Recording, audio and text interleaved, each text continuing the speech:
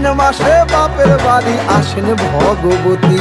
আশ্বিন মাসে বাপের বাড়ি আসেন ভগবতী। বলো গৌরী এলো দেখে জানো, গৌরী এলো দেখে জানো, গৌরী এলো দেখে জানো, গৌরী এলো দেখে জানো। ভবের ভবানী আমার ভবন করিল আলো। গৌরী এলো দেখে জানো, গৌরী এলো দেখে জানো।